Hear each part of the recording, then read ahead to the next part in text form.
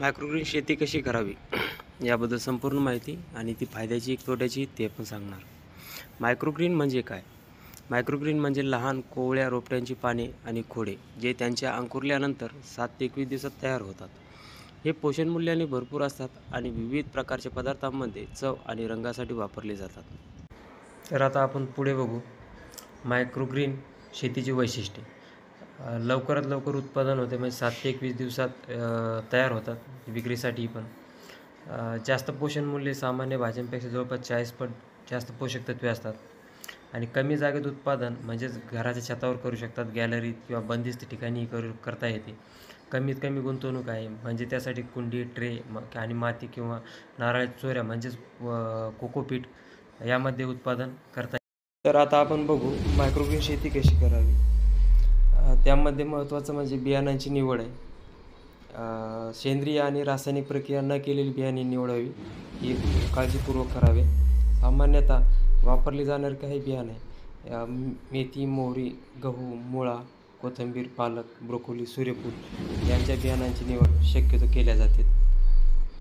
किंवा दुसरे बियाणे तुम्ही वापरू शकता.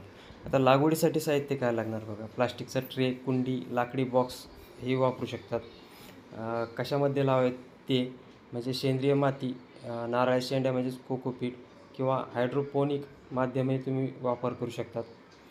फवारणीसाठी स्प्रे बॉटल, सिंचनासाठी शुद्ध पाणी, प्रकाशाची सोय पाहिजे. तसं बंदिस्त ठिकाणी कुठं करणार असाल तर तिथे LED लाईटचा वापरही करू शकतात. आता आपण बघू बियाणे भिजवणे आणि पेरणे. बियाणे 6 ते 12 तास कोमट पाण्यात भिजवावे जेणेकरून लवकर रुजतील. ट्रे किंवा कुंडीमध्ये सेंद्रिय माती किंवा कोकोपीट टाकून समतल करावे. बियाणे पसरून हलक्या हाताने दाबून द्यावीत. बियाण्यावर पातळ थर मातीचा टाकावा. कोकोपीट असेल कोकोपीट टाका आणि पाणी फवारावे स्प्रे बॉटलने. काही बियाणे उदाहरण मटकी, मसूर पाण्यात 8 ते 12 तास भिजवावे लागतात. आता आपण बघू पाणी व्यवस्थापन आणि प्रकाश.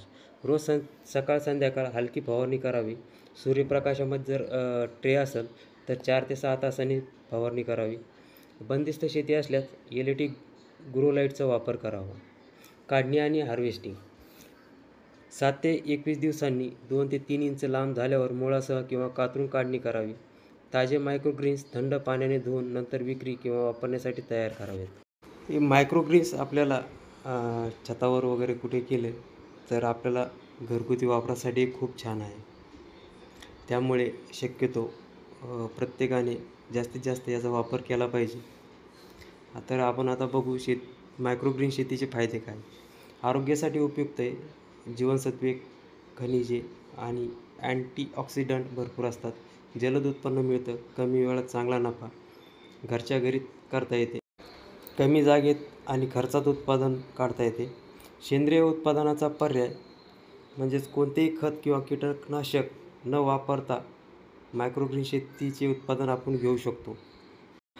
आता मायक्रोग्रीन शेतीतून नफा मिळवण्याचे मार्ग काय. थेट ग्राहकांना विक्री करू शकतात. घराघरात, हेल्थ क्लब, जिम आणि योगा सेंटर्समध्ये विक्री करू शकतात. हॉटेल आणि रेस्टॉरंटला पुरवठा करू शकतात जर उत्पादनाचा आपला प्लॅन मोठा असेल तर. ऑनलाईन विक्री म्हणजे सोशल मीडिया, ई-कॉमर्स वेबसाईटद्वारे विक्री करू शकतात. सेंद्रिय बाजारपेठ म्हणजे स्थानिक शेतकरी बाजारात विक्री करू शकतात. या मायक्रोग्रीन शेतीचा फायदा खूप आहे आणि मार्केटला याचा मागणी पण चांगल्या प्रकारे आहे. जर आपलं उत्पादन घेण्यासाठी जास्त एरिया किंवा थोडेफार जास्त इन्व्हेस्टमेंट केली तर हा उत्पादन चांगले निघते आणि नफा मिळवण्याचा चांगलाही मार्ग आहे. आता थोडक्यात आपण बघू मायक्रोग्रीन शेती ही एक फायदेशीर आणि आरोग्यदायी संधी आहे.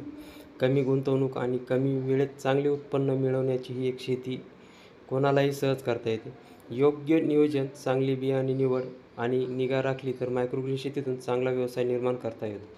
तुम्हाला अधिक माहिती हवी असल्यास नक्की सांगा आणि व्हिडिओ आवडला असेल तर नक्कीच लाईक करा, शेअर करा आणि सबस्क्राईब करा. प्लीज लाईक, शेअर आणि सबस्क्राईब. मुकुंद इन्साइट्स.